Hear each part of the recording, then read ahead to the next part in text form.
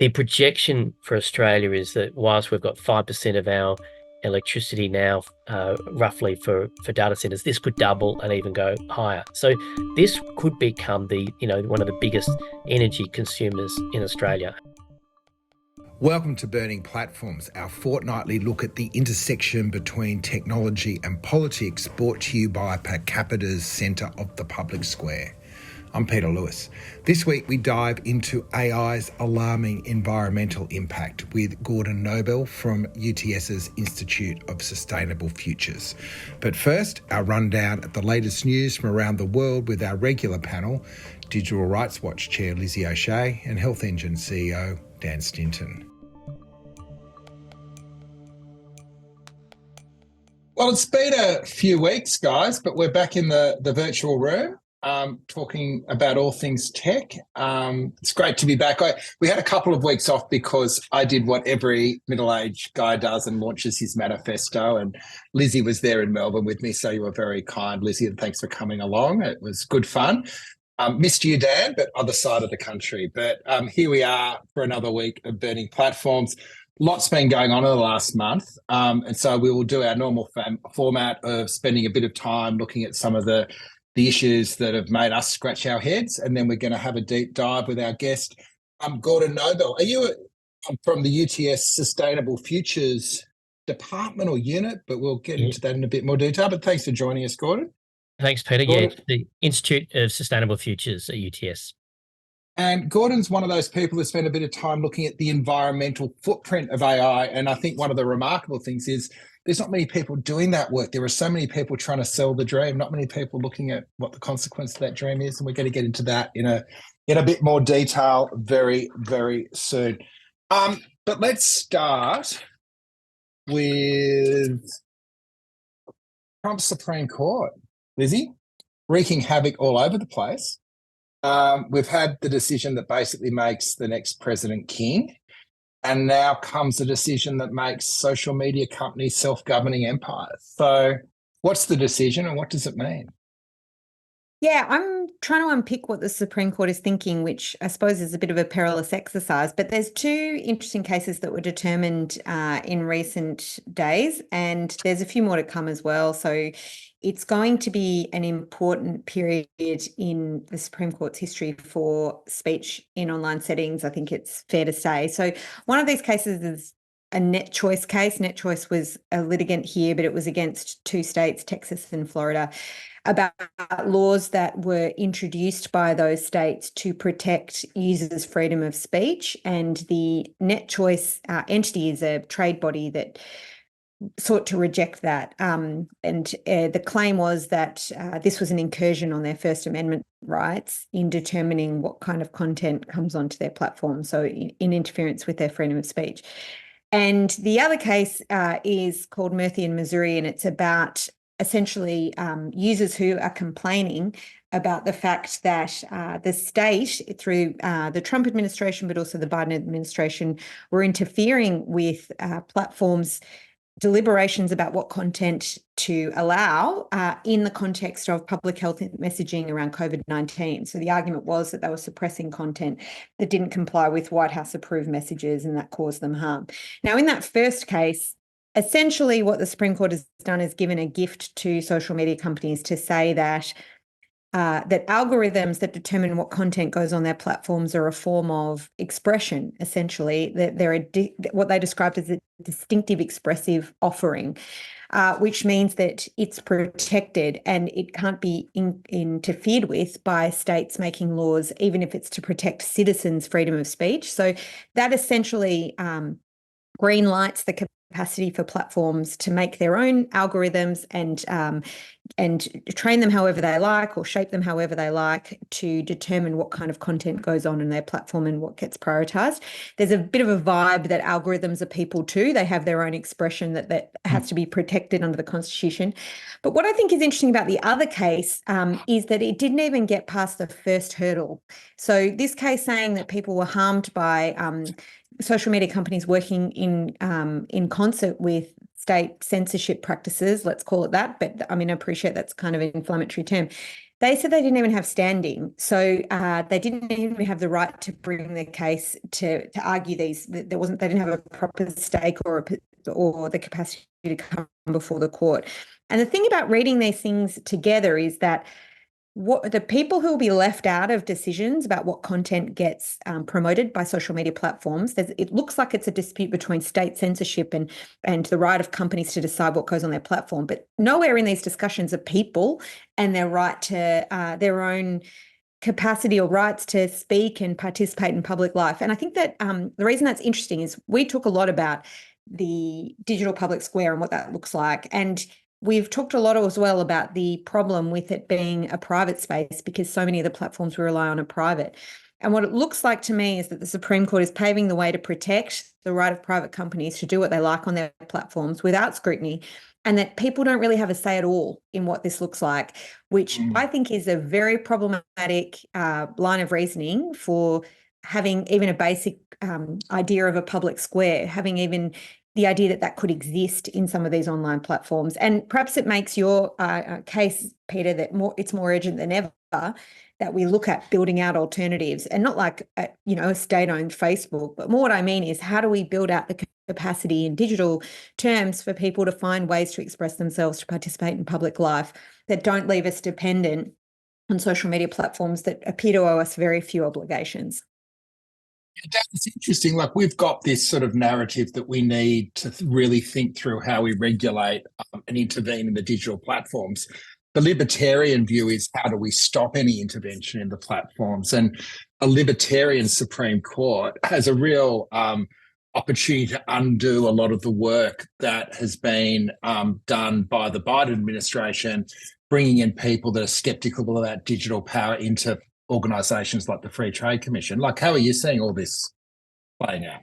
I just think that the decision is exactly in the wrong. Well, the decision of the former case that you discussed, Lizzie, is exactly in the wrong direction. One of the things that I think Section 230 got right is that it does remove the obligation of platforms for responsibility for what consumers say on those platforms, and that has been has massive benefits for consumers, obviously. But the downside is what we've talked about a lot is that because the platforms are mostly advertising driven, they obviously prioritise engagement over anything else, and certainly over civic discourse. And so in going in this direction, which Liz has described, we're basically saying that effectively an algorithm is a free expression.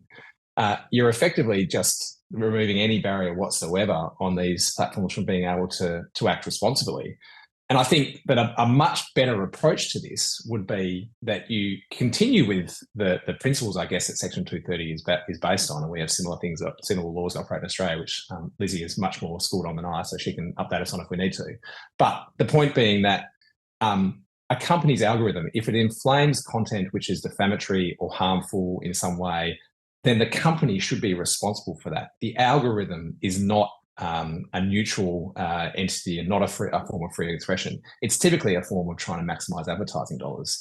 So it's really dispiriting, actually, that this is the direction that they're going in. The last point I'll make on this, if there was an algorithm which prioritized civic discourse, if you like, over engagement, we do actually have an example. There's lots of small examples of this. One of them is one I've come across recently that was referenced in an article by Anne Applebaum in The Atlantic, and that's Front Porch Forum. That's used by roughly a third of Vermont's residents. And it's basically a place that just has certain protections in place in order to try and facilitate civic debate. Like, one of the things, for example, is it doesn't enable you to post for 24 hours after you've read something. So it means that there isn't this sort of hyper angry discussion happening between people, and there's a whole bunch of these things that you could do. And I just wonder, what would Facebook be like, or Twitter or X or whatever the hell it's called now? What would that be like if there was more of these protections in place, and if they actually had to take responsibility for their algorithms? Well, Twitter actually, before Elon Musk sort of torched it, had a few of those pieces of friction, like giving people a nudge before they automatically shared content, saying, are you sure you want to share this before you've read it? But Lizzie, what was your point? Well, I'm just really glad you raised Section 230, because Section 230 is this idea that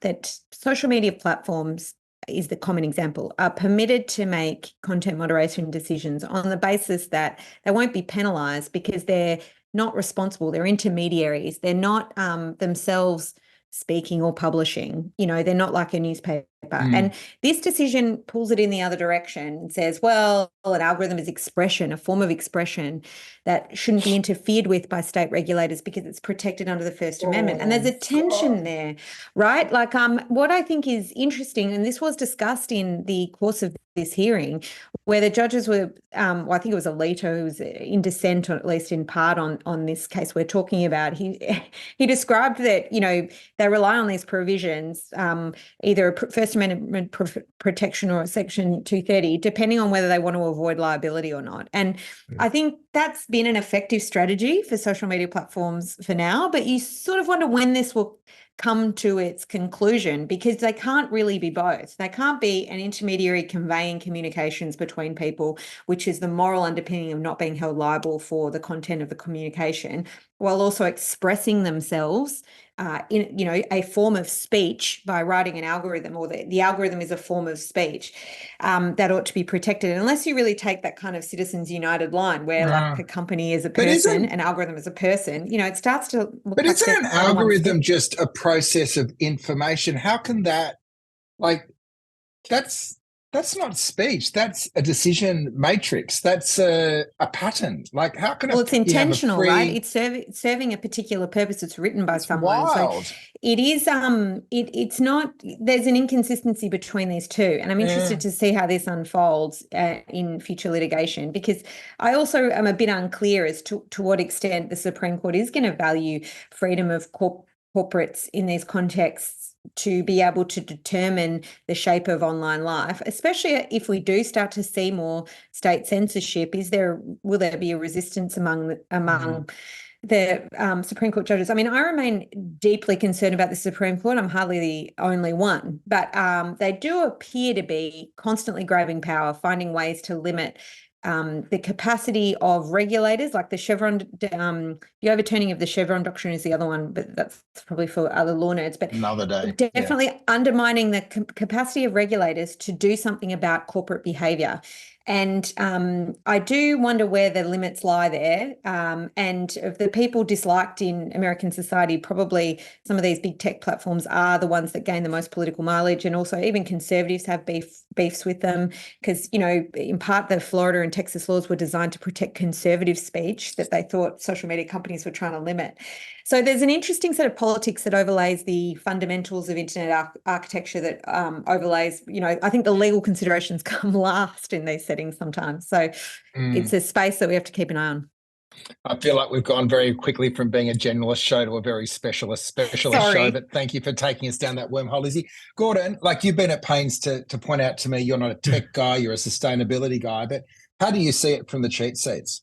Yeah, look, so the work that we do is around sustainable finance and particularly institutional investors. And in the US context, there's something we call ESG, environment, social governance, which is the incorporation of these so-called non-financial factors into your investment processes. So what we basically see in my kind of world is you see a lot of shareholder resolutions, particularly in the US. So I think in the last proxy season, there were 18 in Amazon alone. That was the highest. So this is whatever happens in the Supreme Court, and I'm certainly not a lawyer and understand all the intricacies, but it won't be the end of the conversation in terms of the exposure to the investors. So whilst you've got the individuals who've got the share, the share ownership, and they're quite public, we know who they are, you've also got mum and dad pension funds who own these companies, and they're concerned around the risk that comes through to their investments. What we saw most recently, and it was really the last few years around the Facebook incidents in New Zealand, you saw institutional investors organising around those issues. So I think that's probably something that you'll start to see. This will be something that will form shareholder resolutions in the US, no doubt. Well, one of the things that always gets me is that when you've got an ethical investment portfolio in your super fund, like Meta and Alphabet are driving your ethical investments. Like, is that era over? Like, is it time to think these guys are not much better than the fossil fuel industry people, right? Yeah, look, absolutely. And look, over the last few years, I think there was 10 years ago, that was kind of the simple way of doing ethical investment, but there's a lot more data now, and there's a lot more transparency. So the engagement that happens with companies is very, very granular. They really get into a lot of detail. There's a whole community that's involved in that engagement. So the idea of just saying something because it's a computer company, well, it's not fossil fuel, it's not mining, it's not got human rights. I think we've gone past that. Yeah. Dan, let's move on. Google has tried to wean itself off cookies, but it seems to be addicted. What's happened? Yes. So last week, Google announced that it was scrapping its years-long effort to phase out third-party cookies in the Chrome browser. So Google first announced this, I think, back in January of 2020, and it said that it was going to scrap third-party cookies within 2 years. Since then, it's pushed it back, that deadline 3 times, and then last week it announced that it was abandoning those efforts entirely. And it follows Apple blocking third-party cookies in Safari in March of 2020, and I think Firefox the year before. So look, the reason that Google was motivated to do this was primarily because of the concerns around privacy and the increasing concerns that people have that third-party cookies effectively enable online surveillance and enable you to follow people around the internet. So what Google proposed to do instead was replace third-party cookies with Google's so-called privacy sandbox. And this effectively, well, it still surveilled consumers, but it did it on within Google's Chrome browser only, and it put consumers into segments rather than allowing third parties to track them across the internet. So look, it was better, or it was proposed to be better than what third-party cookies did. But the problem was that it effectively just created another walled garden, and where Google was able to surveil its users, and they had a 70% share of the browser market, whereas the third parties were not. And so even though privacy advocates, I think, were broadly supportive of the direction that Google was going, probably not going far enough, but broadly supportive that this was at least an improvement, industry, including people like me, were complaining that this was effectively a competition issue. And the IAB, the Interactive Advertising Board, of which I'm a former director of in Australia, full disclosure, but they released some analysis on this and basically said that there was going to be at least 40 companies that were likely to go out of business if Google proceeded with this. So, look, what Google has instead announced that they were going to do is effectively give users the opportunity to opt out of third-party cookies, presumably in a similar way to what we see on Apple devices, right, where you get a prompt that says ask app not to track, although I'm almost certain that Google's language will be less definitive than that. And apparently they're going to ask that once as they go into their privacy settings to update that if they want to. So just to finish this, so Google last year made $31.3 billion in US dollars from their digital advertising display network. So that's effectively Google placing ads on mostly third-party websites like The Guardian or Sydney Morning Herald or The Australian or any publisher, as well as a long tail of smaller sites. And in Australia, that ad market is worth about $15 billion, and Google takes about 60% of it. So publishers that are left with about 1% of that market after all of this. And so the win that comes out of this decision is that publishers are able to at least hang on to that tiny share that they have. But the downside, obviously, is that from a privacy point of view, it's effectively just entrenching the status quo. I'm in two minds about this because, I've obviously got a long background in publishing. I was critical of Google going in this decision because it's bad for publishers. But on balance, I think this is probably the wrong decision because it's effectively meaning that we're going to stuck with the same sort of online surveillance that we're used to. Yeah. And I'll finish with just my last point. I think that this just demonstrates the folly that is trying to enforce new privacy standards in the absence of trying to do that with competition reform at the same time. What really needs to happen is, yes, third-party cookies need to be phased out, need to be outlawed, and at the same time, Google needs to be forced to divest from the Google Display Network, from YouTube, from Chrome, so that we don't have one. So other people can do the creepy stuff. Like, I feel like you've buried the lead. You've basically told me that your industry association was advocating for Google to keep monitoring people. Is that? Well, is effectively, that right? it was enabling third-party advertising companies to keep monitoring people. That's right. So, look, I'm not in favour of cookies. I think that it is surveillance. But you just have to recognise that there is a massive trade-off that often exists between privacy and competition. And if Google had have gone ahead with this, effectively what that is doing is saying that all advertising is effectively going to be controlled by these massive companies, even more than they do today. So that'll be Google, Facebook, Apple increasingly, and Amazon, and everyone else is effectively has to get out of digital advertising in any form. So it's hard to know whether to think about this as a positive or negative development, but at least there is a bit of hope for smaller publishers. Now, Lizzie, you and Dan were bidding for this to be your special subject. I think you probably had a different take. So I have less of an interest in protecting small businesses that exist within the digital advertising market because they're not my stakeholders, and I have more problems with targeted advertising. And I think we have to have an industry that reflects modern understandings of privacy, which I don't think are currently congruent with third-party cookies. So, the future is that these, I think, shouldn't be allowed, really. And so what does it look like to get to that point? And maybe we'll face regulation.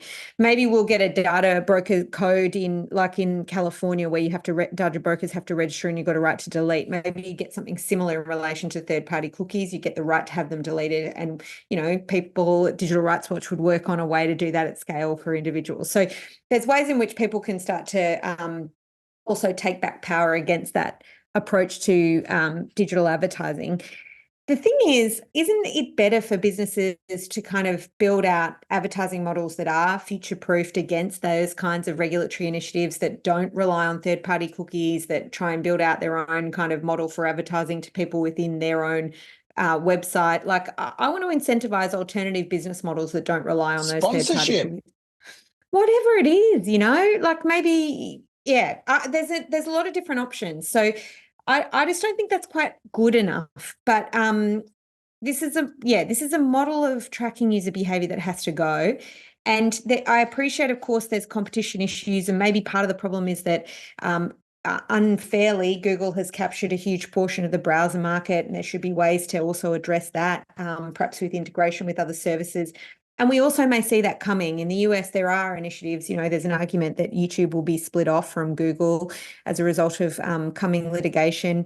But, so if any business that relies on digital advertising is still relying on third-party cookies, then they haven't got an eye on what's coming down the regulatory pipeline or what is changing in terms of consumer expectations. And it will favour companies like Apple that have already made that change over companies that continue to do this, in my view. So it's not, it's potentially propping up something that shouldn't be propped up. Is that too harsh, Dan?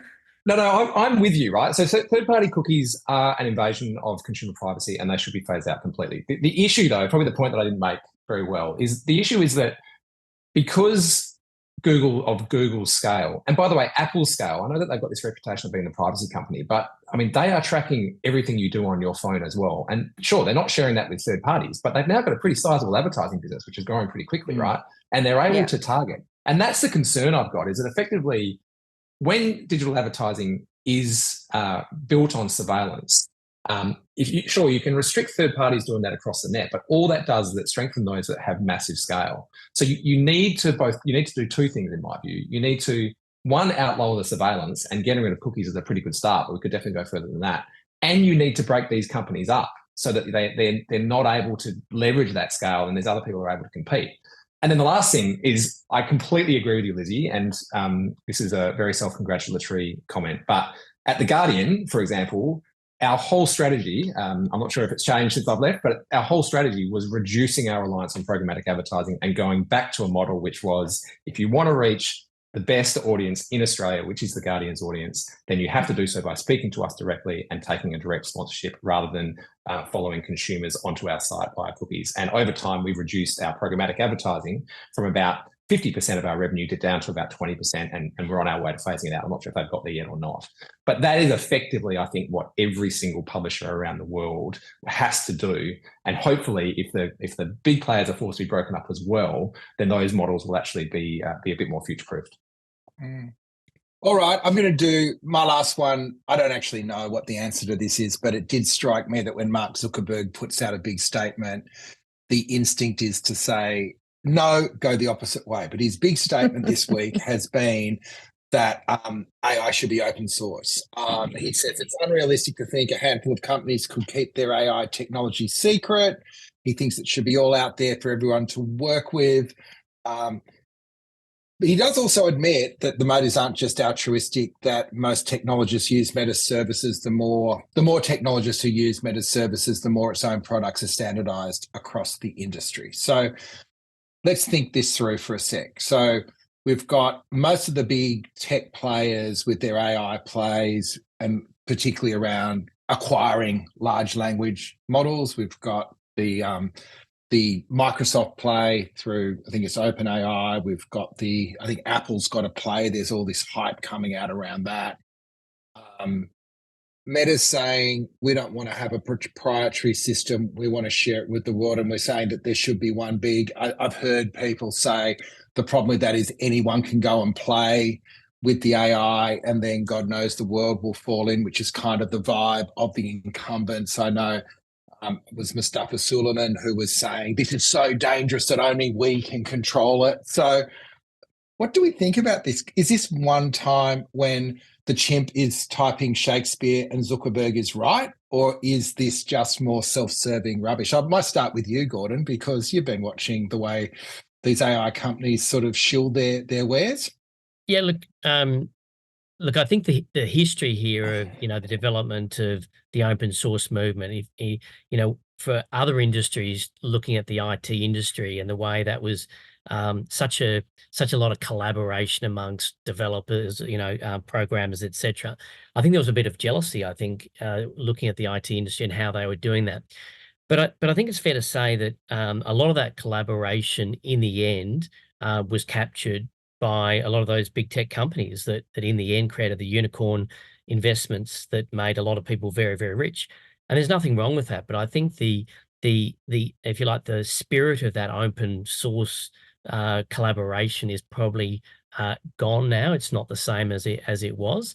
It's a different kind of form of collaboration.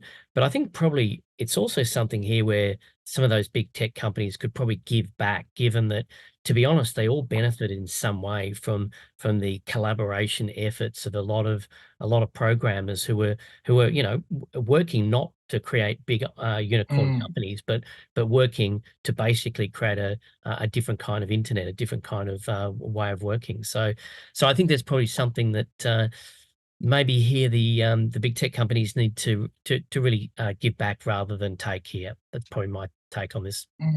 Dan, upside, everyone gets access to it.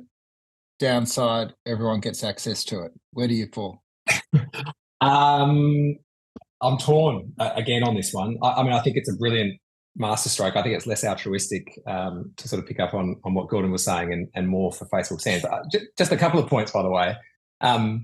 This is not actually totally open source. A lot of people are referring to this as open weights, but I mean, if it was truly open source, then Facebook would also be releasing the training data that this model was trained on. And they're not doing that probably because that has been infringing a whole bunch of copyright and stealing a whole bunch of data like all of these other big models have.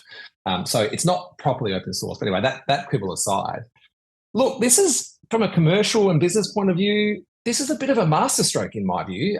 There's downsides, which I'll get to, but from a just purely commercial way, I mean, the alternative is going to be probably... So it's like Apple opening the App Store to all the producers to get more people on Apple, right? Yes, I mean, to a certain extent, that's a good analogy. And you think about what the alternative would be. You're going to have effectively OpenAI probably, Microsoft either in partnership with OpenAI, but probably going their own way in time, Google and Apple also increasingly with OpenAI, but going their own way in time. So the dominant tech platforms will just use this new technology, which is hugely expensive, by the way, energy intensive, which we'll get to later, and capital intensive, use that to entrench their position. And what Zuckerberg has gone, he's obviously having to rely on these platforms to build his business. He's basically going to release this out to the wild in the hope that it's not just these big 4 or 5 tech players that dominate everything, and that Facebook ultimately gets the benefit of having hundreds, if not thousands, probably millions over time of developers using their tech and using that to improve the model, which will ultimately benefit Facebook's products over time. So look, I think it's a really smart business decision. Here's the downside, as ever with Facebook. it also opens it up to lots of bad actors to be able to leverage the technology, which is, at this stage, very new, lots of concerns around it, able to be exploited, no doubt, for terrible things. And there's now no guardrails around that either. So is it a responsible thing to do? No, it's not, because effectively we're going to have a whole bunch of bad actors that are going to be potentially leveraging this for nefarious ends. But from a commercial point of view and a business strategy point of view, I can see why they've done it. Lizzie, are you on Team Zuck? Never, but Never. it's like hoping for England to win the Euro Cup. It's anyone but Zuckerberg.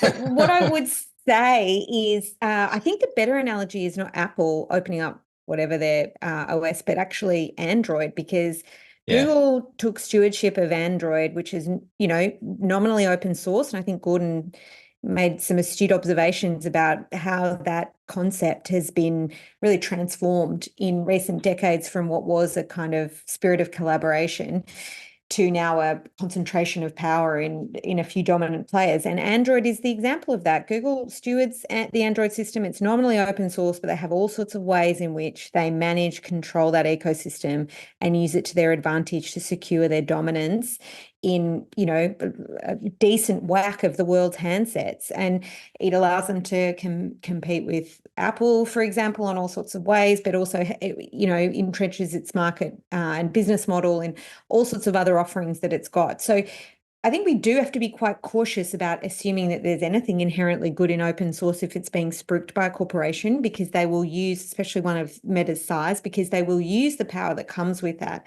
for their own purposes. And I remain pretty concerned about that. It's a shame, really, because I think the free and open source software movement had a lot going for it. And one of the things that I think is true in that position statement put by Zuck, and maybe it's like a stop clock, is that, when there are many eyes on code, all bugs are shallow. That's the kind of saying in that movement.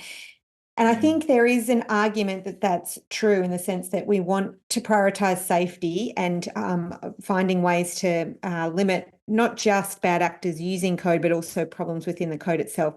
And the other comparison or metaphor that people often refer to then is the aviation industry, where there's a huge amount of data sharing around highly sophisticated technical systems. It's mandated by governments, and it's meant that it's the safest form of transport in the world.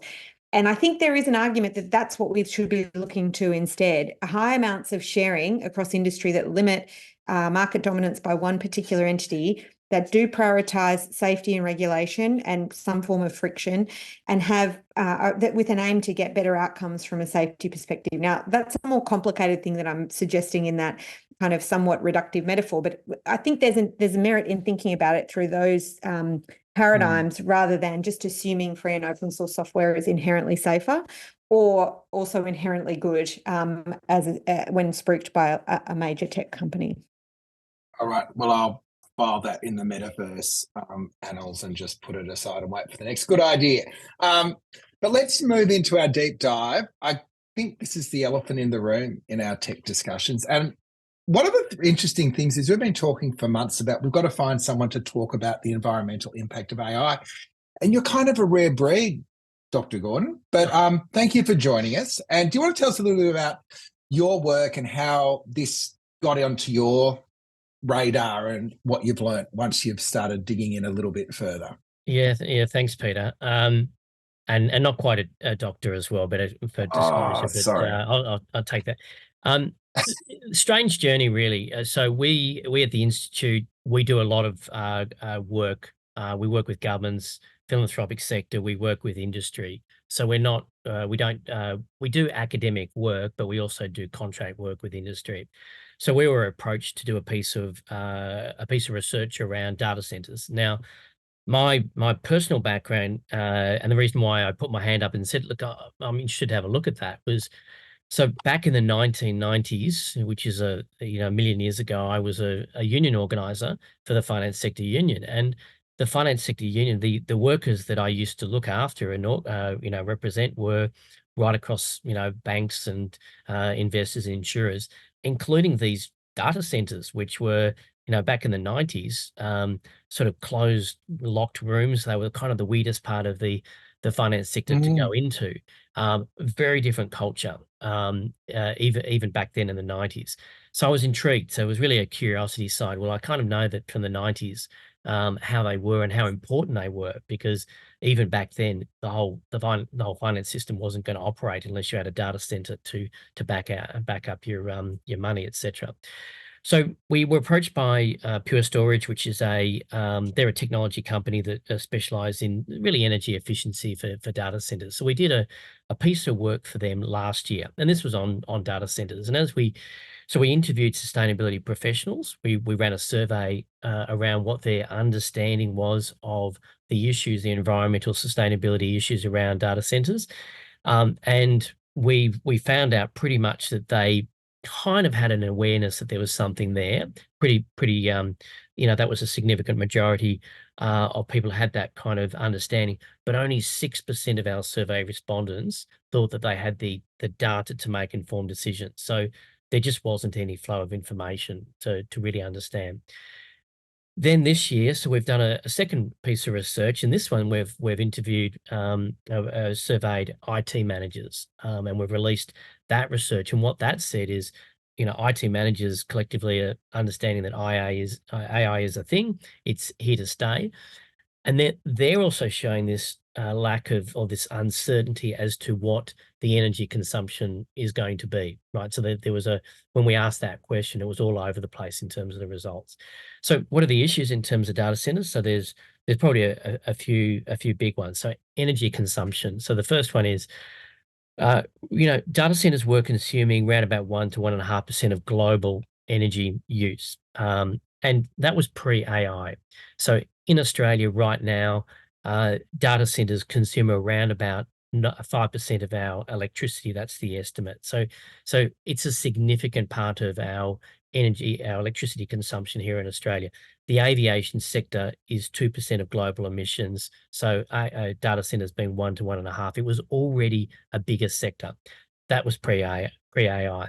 So what's been happening with AI is that you've had this explosion in investment in data centers, all these training of the AI models, and it's become therefore an infrastructure asset class for investors. So investors are pouring literally billions and billions of dollars. So as they've come out of COVID, commercial property has got a big downside because everyone's working at home and not working in offices. They've turned to data centers as a new asset class. What the game changer, if you like, I think has been on the energy consumption is we're now seeing the disclosure of the big tech companies. So Amazon, Google, Meta, they've all now providing their disclosures as part of their annual reports on their emissions. And what we're seeing now is what the spike is. So all of them, and you can quote the numbers for each of them, but they've all got big jumps in their emissions due to data centers. And I think what that's doing is it's revealing how big this issue is and how big the energy consumption of data centers is. The projection for Australia is that whilst we've got 5% of our electricity now, roughly for data centers, this could double and even go higher. So this could become one of the biggest energy consumers in Australia, data centers. So there's then two other issues that come with that. So obviously energy has an implication if you're trying to decarbonize, you're trying to reach net zero emissions goals. Already we're seeing in the US some of the growth in data centers is leading to some of the utilities deferring to shut down coal-fired power stations. So you're already having an impact on climate change. The increase in energy is so big that it's basically already, deferring getting rid of fossil fuels. The other side is the peak and what this can do on the peak in terms of peak energy load. So what the challenge is so data centers, as I'm learning, are really like humans. They like to be kept cool. So what that's going to do is it's going to create the peak consumption of times of extreme heat, which we know from climate science that's heading our way. So we know here in Australia, southeast of Australia, we're going to get 45 to 50 degree days. That is the science is already telling us that. So on those days, because data centers are being built basically on the urban fringe, you're going to be competing with essentially humans who want air conditioning and data centers who want to keep cool. So we've got then some issues around the world around grid instability as well. So that's already happened in Ireland. There's issues in Singapore, and that's certainly been the conversation in the US. So the idea that we could have grid instability here in Australia is now something we need to take seriously. And then the last one is water. So data centers are massive, massive consumers, and all the big tech companies are big consumers of water. In California, coming off their drought a few years ago, there was a lot of the big tech companies made commitments to be what we call water positive. So basically to give back more water than they take out of the basins, right? So we haven't seen that translate here yet in Australia. So that's something also that, what basically happens with, because of all the energy that's sort of, generated heating these chips, the way that is managed is basically through water, and there's a lot of evaporation that comes from that. So understanding, if you like, not just an individual data center, we're beyond that. We're now at the point of going, no, we actually need to look at this collectively. What's the whole situation, the whole picture? What does it mean when you've got a collective growth of AI, you've got a collective growth of energy consumption that could go over 10%, and you've got all this collective impact of water? So that's where we probably say, look, it's time to actually call this in. It's time for the federal government to really actually bring in the sector, bring in the investors, and actually start to develop a bit of a roadmap, because this is now it's got to stage where it presents issues and dangers for Australia. So where is the cost currently being borne? Is this like a deferred cost, that it's like a fleet of trucks and we're expected to keep the road in good stead? Or, how do you make that work? Yeah, look, it's fair to say at the moment it has been a bit of a gamble by the Microsoft and the others. And for instance, the share price of Microsoft is softening on the basis that it's not potentially delivering the AI, the commerciality that it was telling its investors that it would. So I think at the moment it's been, the big tech companies have been investing heavily in AI on the basis of a promise that this is going to deliver big returns. So that's they've got the balance sheet to do that. So that's not been an issue from their perspective. So in the end, I guess if it really comes, the cost of it comes from, investment returns if it fails. But in the end, even if you don't get the commercial returns, the infrastructure, the data centers, they'll still exist. So then they still have to be managed. Gordon, can I ask, what about, you talked a lot about the impact of AI, and obviously that's pretty data hungry models and require huge data centers to power them. What about cryptocurrencies? Because I'm well aware of Bitcoin in particular. I think I read recently that it was responsible for about 0.5% of global emissions, and I think it had got to be good for something. Yeah. Yes, we can have this conversation again if you want. But but that's more than Greece, right? That's more than the country of Greece, and more than their emissions. And because it's reliant on this sort of old proof of work technology as opposed to proof of stake, I'm sure I'm losing everyone. I won't go into it. But anyway, it's very, very energy intensive in order to mine Bitcoin. And the thing is that more and more of the globe, more and more of these sort of, reputable mainstream financial institutions are embracing it and making it available to their customers. It does seem to me that this is just going to keep going up and up and up. What can be done around this? I mean, do you have a remedy?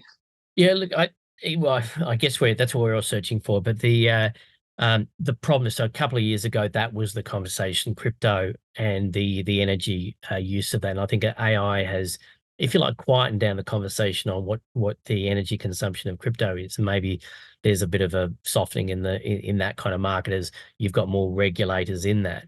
But I think where the solution gets to is you need disclosure. So one of the things that's, for instance, is sitting at the moment in the federal parliament is a bill that basically it's climate-related financial disclosure, and it's basically about having the big companies, and that includes big superannuation funds, banks, the corporate Australia, actually disclosing all their emissions. So what will happen in the next few years is you won't have anywhere to hide. So because you will have to disclose it. That's already happening in the for the big tech in terms of internationally. They're already starting to do that. So I think that's really where there will be choices to be made. If you've got if you're saying to your customers, we're committed to climate change and to net zero transition and to decarbonising. Oh, and by the way, our emissions have just exploded. Those two things aren't going to work. That you're not going to be able to have those inconsistencies, because the disclosure is going to reveal that. And I think that's where we need the legislation to pass, rapidly, so we can actually start to see where the emissions are in the Australian economy. There might be a few surprises. And what about when you put $1 billion into, a quantum computer? Like, surely there's a bit going on there as well. Yeah, look, it's government coming in as and I'm not necessarily sure that that's a good thing, but you also see that with, government coming in, having a contract because of essentially it's the security, ASIO kind of stuff around data as well. So now government can influence procurement, it can influence its behaviour, but it also needs to have the same sort of transparency around driving behaviours as well. So that can sometimes be a challenge, because you don't necessarily, strangely enough, get the same transparency as you would get in a stock exchange where you've got annual reporting. Yeah, I've got a colleague of mine at Melbourne Uni talks about how products are subject to product liability regimes, but governments aren't. So when it comes to AI, it's sort of interesting that private corporations have more disclosure obligations, more liability risks than government.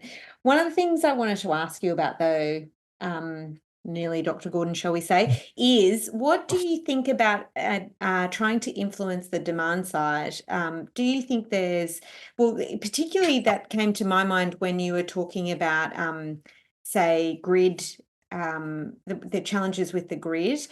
There's obviously different types of data, and some are essential to service provision that we rely on, and some aren't. But I don't know whether there's any scope to differentiate or whether that would be realistic. And then I also wondered whether you thought there was any utility on focusing on things like data minimization in circumstances where that may be dwarfed by, enterprise activities like AI training. Yeah. And what you thought about that side of regulating that side of the market.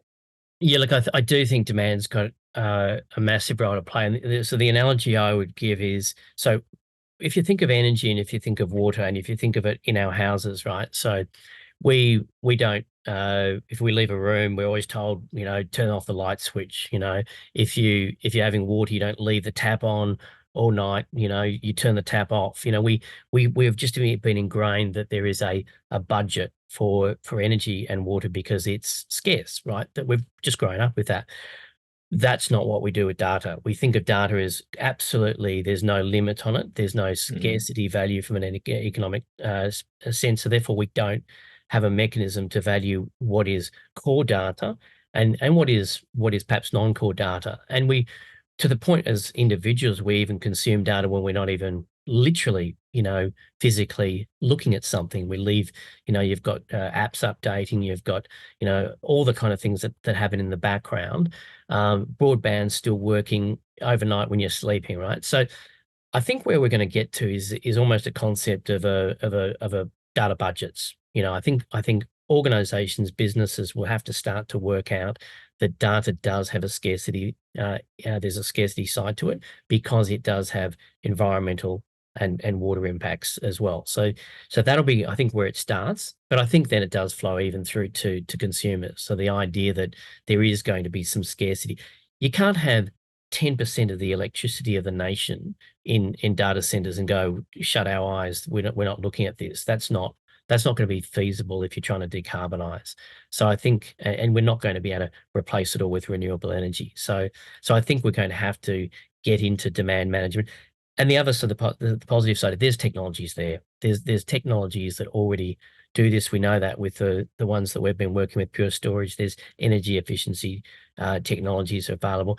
But you need to create that mechanism to incentivize, the big tech, the data centers, to actually invest in them.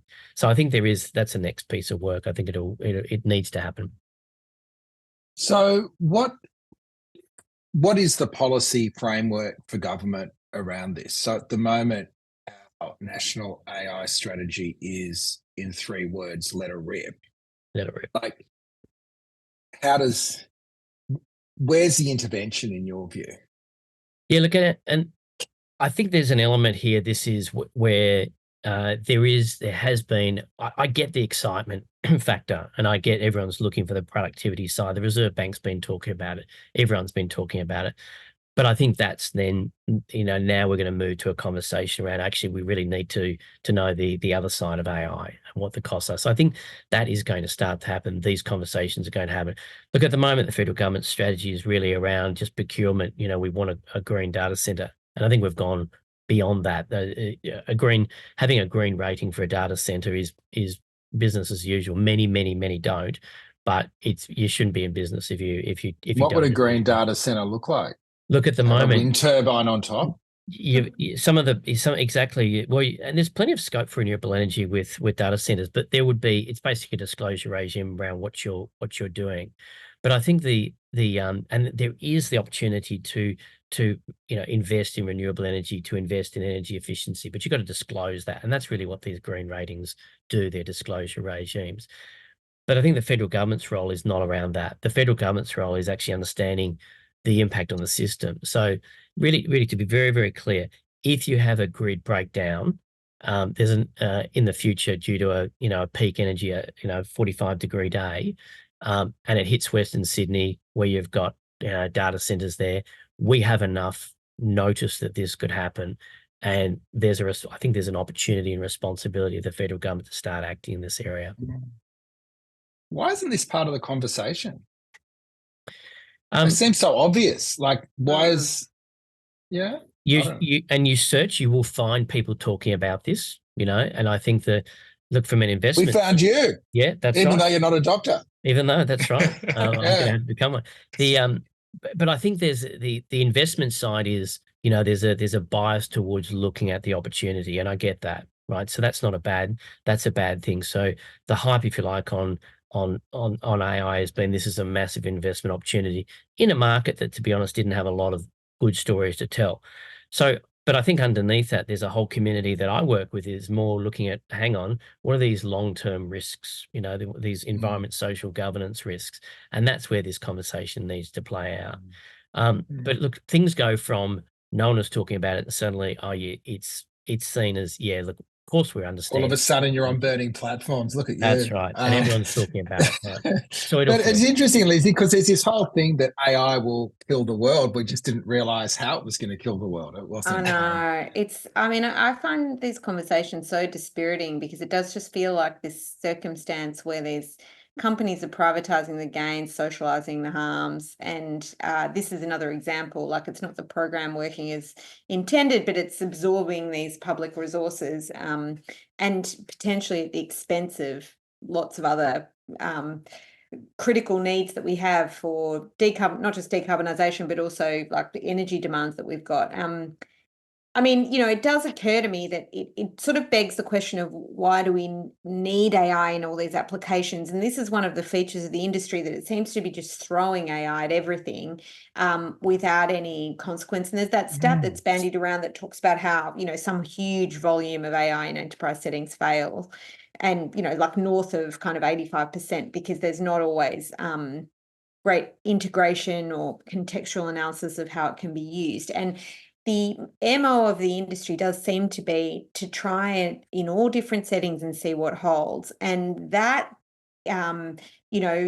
seems ambitious or, is a good thing to sell and pitch and the like, and it makes it seem ubiquitous. But there is a real downside to that that many of these companies seem quite keen to conceal or essentially allow to lay dormant until it becomes present as a problem in the minds of policymakers, after which time the industry is entrenched. And it just feels like we're kind of asleep at the wheel here, and we do need some earlier conversations about why do we need to automate this? What is the utility of using AI in this context, rather than acceding to the industry pitch of it being useful everywhere, all at once, all the time. That's my hot take. It's so hugely dispiriting to see this unfold in real time, I have to say. Anyway. It does feel like, though, there's also a role for industry in sort of just viewing this in the same way that they do Scope 3 emissions. I think you touched on this to a certain extent, Gordon, but, there's lots of businesses, mine included, by the way, which is deploying AI. And to be honest, not even considering, or I hadn't at least considered the data center impact on this. You look at it and you go, well, look at these amazing efficiency or productivity gains that you can get, but you don't think about the downstream consequences. I mean, you mentioned before, Lizzie, privatizing the profits and socializing the harms. I mean, that's probably a case of it. But shouldn't this just become part, Gordon, of companies taking responsibility for their scope 3 emissions, taking responsibilities for the emissions that comes downstream of everything that they do, including the technology that they use, and just then taking responsibility for that in terms of minimizing it over time, offsetting it, whatever else needs to happen? Isn't this something that just, the whole economy needs to, or the whole industry needs to, or all industries need to embrace? Yeah, look, absolutely. And I think I think there's an opportunity here. So I think you can be optimistic if and going back to the comments I was making about collaboration and the early days of if you like, the IT industry, there's an opportunity here to use the fact that businesses are engaging and they do want to decarbonize at the same time, to engage actually with their data centers, with the big tech companies operating them, and actually then catalyze new investments. So, and just one example would be, in Melbourne and Sydney, 97% of our recycled water, basically it comes out, it goes straight down in the ocean, right? We literally tip it down the drain, right? So you can build pipelines to data centers, because data centers don't care whether it's potable water or not, right? We can actually build, they can use that water that is recycled, which currently has no value. We can actually create new industries out of this that can then actually start to address some of the water security issues of Australia.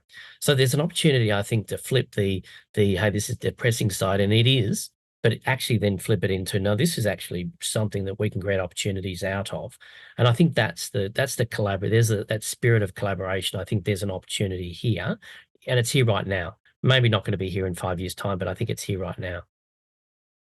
On that positive note, we might put a fork in it, but thank you for your time tonight, Gordon. Thanks, guys. Anything on the Digital Rights Watch watch list? I know there is a watching brief on privacy and whether that gets moved on. We were promised August, weren't we, Lizzie? Well, August is upon us. But if any listeners are happening to be in Sydney and going to the Festival of Dangerous Ideas, I look forward to seeing you there. What day is that? What day? It's at the end of August, last weekend in August. So I'm there on the Sunday. What is your provocation? We're talking about counterfeit people, actually, what it's like to experience online life when you may not feel like yourself, or there's people a version that put of themselves you forward as doctors and those sorts of things. That's right. And likewise, if you are in Sydney or Canberra, we got the money to bring Audrey Tang and Glenn out. So Glenn Well, who were on our podcast a few weeks ago. So we're doing a couple of events in Sydney, including a bit of an event with the Committee for Sydney. And we've also got the National Press Club on Thursday, August the 15th or 16th, around that time. But you can watch that on something, telly or something, or if you're in Canberra, come along. And there's a few other events as well. So I think that's going to be really interesting, just to throw the cat amongst the pigeon, because they've got some really interesting ideas, as we discovered the other week, didn't we, Lizzie? They're indeed. I can't wait to see. Yeah. Can't wait to see how them pitch their ideas to Australia. It's going to be good. I know. All right, guys. Thanks for being part of it this week, and we'll see you again in a fortnight.